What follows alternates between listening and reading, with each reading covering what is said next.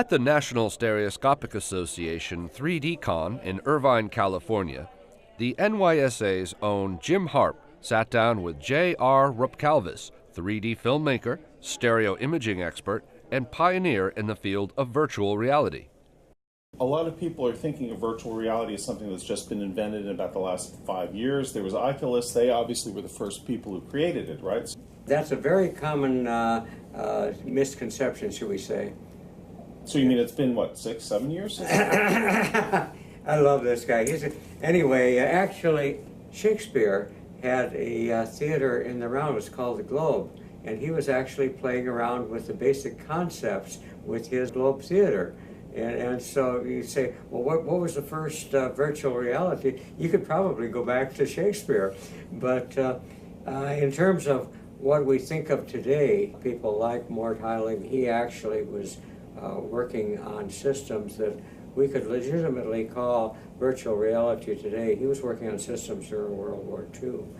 Well, what are some of the qualities that make something virtual reality? Okay, I think that I'll again use Mort Heiling because number one is he coined the term. He was the person that actually first coined the term virtual reality.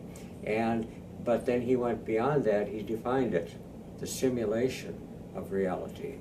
And the reason that this is important is because this covers all of the simulated reality systems, which includes, of course, augmented and mixed. Mort actually, his most popular system was called Sensorama, which was a kiosk-based system. He had, obviously, the visual and the audio, 360-degree audio, but also we had the system, the haptic system, and the system of smell. So his goal was to actually have a system that would ultimately have all of the human senses. This is constructed in the late 50s, but even though it wasn't actually, nobody actually saw it until 1961.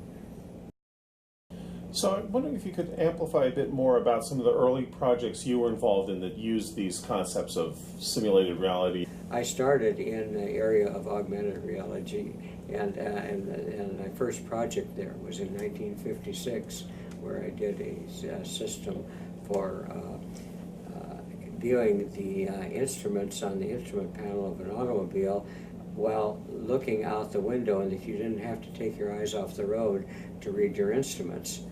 Simply had a mirror behind the steering wheel that reflected the instruments up onto the window. The mirror itself is a mirror image. All your instruments are reversed, but then when it's reflected off the window, it reversed again, and now everything is correct reading. The particular device that I built was built on the existing lighting on the instrument panel, which meant that it didn't really work in daytime. It only functioned at night, which is completely impractical. But it serves the purpose of proving out the concept. Mm-hmm. And I had actually worked with Mort on stuff previous to that. And even previous to that, we had many interesting discussions in which we both used the word virtual reality. So that was the first system that I actually put together in 56, and then in 61 I did my first virtual reality thing.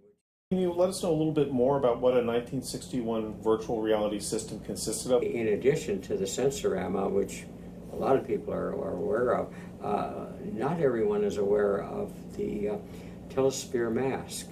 And the Telesphere Mask actually was a headset. It didn't look that different from the headsets now. It was also a self-contained unit that had two television images side by side, and you were looking through lenses.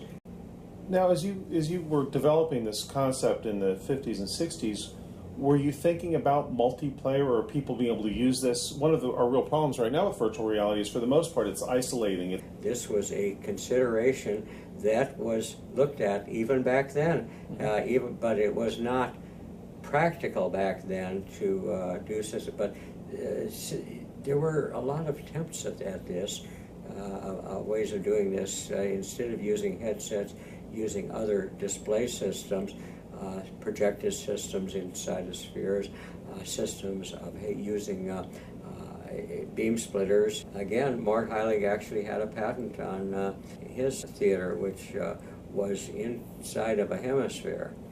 These things were definitely worked on back then. Technical limitations, did you find yourselves there in the 60s wishing that you had better technology for projecting images, for television screens? Were you finding yourselves Oh, absolutely. challenges? That was, in fact, that was, if you're going to say differences, what's the difference between back then and today? The only difference is, should we say, image quality, and the fact that back then they were limited to standard definition television, and the actual, should we say, source displays then were actually intended for an entirely different purpose, and that purpose should be obvious, but that purpose was for viewfinders on television cameras. When you see the currently available commercial VR systems such as the Vive or the Oculus, do these seem to be going in the direction you were going? The answer to that is yes and no. Because what I see is happening is that we're going to have a diversity of displays and methods of actually looking at the virtual reality displays and interacting with the display as well as interacting with the real world. So it's going to be a pretty wide growing field for... Oh yes, absolutely. We're going, you're going to see improvements in the headsets that we have now. You're also going to see other developments coming out that are very, very diverse and different.